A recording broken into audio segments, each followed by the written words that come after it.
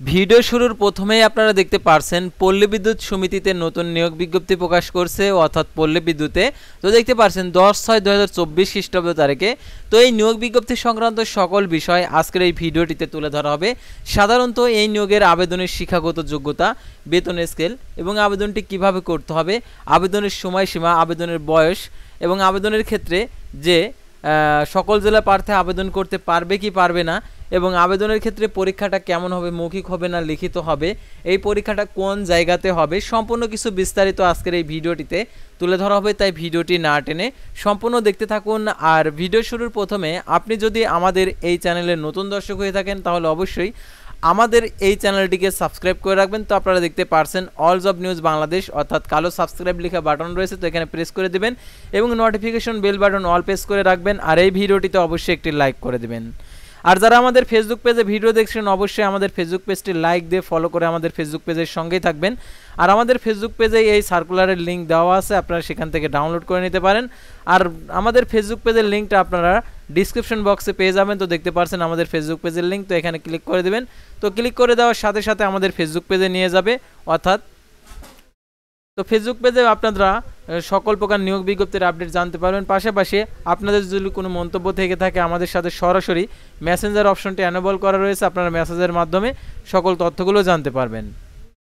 তো আর কথা না বাড়িয়ে চলে যাচ্ছি মূল সার্কুলার পেজে। আর অল জব নিউজ বাংলাদেশ এই চ্যানেলে সরকারি, বেসরকারি, এনজিও, ডিফেন্স, শিক্ষক নিয়োগ, sales marketing, railway job, NGO job, এক কথায় সকল ধরনের নিয়োগ বিজ্ঞপ্তির আপডেট তুলে ধরা হয়ে থাকে। পাশাপাশি নিয়োগ পরীক্ষার, অর্থাৎ এই সকল নিয়োগ পরীক্ষার সময়সূচিগুলোও তুলে ধরা হয়ে থাকে। তো আর কথা না বাড়িয়ে আপনাদেরকে দেখিয়ে দিচ্ছি যে কাঙ্ক্ষিত যে পল্লী বিদ্যুৎ সমিতিতে যে নিয়োগ বিজ্ঞপ্তি প্রকাশ করছে এই নিয়োগ বিজ্ঞপ্তি সংক্রান্ত সকল তথ্য অবশ্যই আপনারা মনোযোগ সহকারে শেষ পর্যন্ত দেখবেন। সাধারণত চাকরির আবেদন করা হচ্ছে প্রথম পরীক্ষা, দ্বিতীয় পরীক্ষা যেগুলো হয় লিখিত, মৌখিক যেটাই হোক, অর্থাৎ প্রথম পরীক্ষা হচ্ছে সঠিকভাবে আবেদন। আর সঠিকভাবে আবেদন করার জন্য সঠিক তথ্যগুলো আপনাদেরকে জানা দরকার, জেনে শুনে তারপরে আপনাদেরকে আবেদন করতে হবে। তো আমি আপনাদেরকে এই সার্কুলারের যে সঠিক তথ্যগুলো যেগুলো আমাদের জানা উচিত সেগুলো আপনাদেরকে দেখে দিচ্ছি।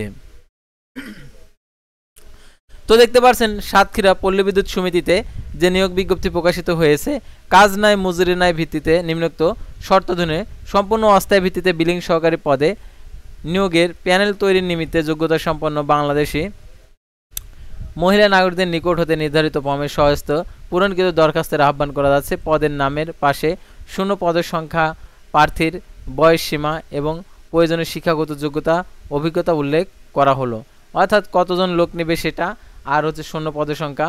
আর সাতক্ষীরা পল্লী বিদ্যুৎ সমিতির ভৌগোলিক এলাকার স্থায়ী বাসিন্দাগণ এটাতে আবেদন করতে পারবেন। আর আপনার জেলায় এই নিয়োগ বিজ্ঞপ্তিটা অবশ্যই প্রকাশিত হবে, প্রকাশিত হলে অবশ্যই আপনাদেরকে জানিয়ে দেবো, সেহেতু আপনারা অবশ্যই আমাদের এই চ্যানেলের সঙ্গে থাকবেন। তো এখন যারা সাতক্ষীরা জেলার স্থায়ী বাসিন্দা রয়েছেন তাদেরকে অবশ্যই ভিডিওটি মনোযোগ সহকারে শেষ পর্যন্ত দেখতে হবে, কারণ এই নিয়োগে যদি আপনি ভুল করে থাকেন আবেদনে তাহলে আবেদনটি বাতিল হয়ে যাবে। প্রথম অবস্থাতে আপনি চাকরির যে আবেদন ফর্মটা সঠিকভাবে পূরণ করার পরীক্ষাতে আপনি অকৃতকার্য হয়ে গেলেন। সেহেতু প্রথমে আপনাদেরকে অবশ্যই চাকরির যে ফর্মটা, অর্থাৎ আবেদনটা সঠিকভাবে করতে হবে, সেহেতু শর্তাবলীগুলো আপনাদেরকে জানতে হবে। তো দেখতে পাচ্ছেন পদের নাম বিলিং সহকারী, কাজ নাই মজুরি নাই ভিত্তিতে দেখতে পাচ্ছেন মহিলাদের জন্য সংরক্ষিত, শূন্য পদের সংখ্যা 8টি, পদের সংখ্যা কম বেশি হতে পারে। বয়স সীমা 30/6/2024 তারিখে 30 বছর, তবে বীর মুক্তিযোদ্ধা, শহীদ বীর মুক্তিযোদ্ধা পুত্রকন্যার ক্ষেত্রে 18 থেকে 32 বছর। আর প্রয়োজনীয় শিক্ষাগত যোগ্যতা, অভিজ্ঞতা এখানে যেটা তুলে ধরেছে, প্রার্থীকে ন্যূনতম এইচএসসি সমমান পরীক্ষা উত্তীর্ণ হতে হবে। এসএসসি সমমান পরীক্ষা বা এইচএসসি সমমান পরীক্ষা উভয় জিপিএ 5 মধ্যে ন্যূনতম 3 পয়েন্ট সহ উত্তীর্ণ হতে হবে। প্রার্থীর গাণিতিক বিষয়ে ভালো জ্ঞান সহ কম্পিউটার, দাপ্তরিক, যান্ত্রিক এবং পরিচালনার অভিজ্ঞতা থাকতে হবে। প্রতি মিনিটে দেখতে পাচ্ছেন এখানে বাংলায় 10 শব্দ, ইংরেজিতে 30 শব্দের গতি টাইপ করতে সক্ষম হতে হবে। দৈনিক মজুরি 800 টাকা, অর্থাৎ দৈনিক মজুরি তারা দেবে 800 টাকা। যে সকল জেলার প্রার্থীগণ আবেদন করতে পারবেন তো এখানে উল্লেখ করা রয়েছে। তো দেখতে পাচ্ছেন সাতক্ষীরা পল্লী বিদ্যুৎ সমিতির ভৌগোলিক এলাকার স্থায়ী বাসিন্দা সাতক্ষীরা জেলার সাতক্ষীরা সদর, আশাশুনি, কালীগঞ্জ, শ্যামনগর, তালা, কলারোয়া, তারপর দেবহাটা উপজেলার স্থায়ীভাবে বসবাসকারী প্রার্থীগণ আবেদন করতে পারবেন। শুধুমাত্র মহিলা নাগরিকের গণের আবেদন করতে পারবেন। তো এখন দেখতে পাচ্ছেন আবেদনের জন্য শর্তাবলী। তো শর্তাবলীগুলো কি সেটা আমরা এখন জেনে নেব। তো দেখতে পাচ্ছেন আবেদনপত্র পূরণ ও জমাদানের দেখতে পাচ্ছেন সাতক্ষীরা পল্লী বিদ্যুৎ সমিতির ওয়েবসাইটে দেখতে পাচ্ছেন pbs.satkira.gov.bd নির্ধারিত হইতে ফর্ম দেখতে পাচ্ছেন ভার্সন 1 ডাউনলোড পূর্বক সহজতে পূরণ করে আগামী 30/6/2024 খ্রিস্টাব্দ তারিখে অফিস চলাকালীন সময়ের মধ্যে জেনারেল ম্যানেজার সাতক্ষীরা পল্লী বিদ্যুৎ সমিতির পাটকেল ঘাটা সাতক্ষীরা বরাবর ডাকযোগে কুরিয়ার সার্ভিসের মাধ্যমে আবেদন পৌঁছাতে হবে। সরাসরি কোনো আবেদনপত্র গ্রহণ করা হবে না।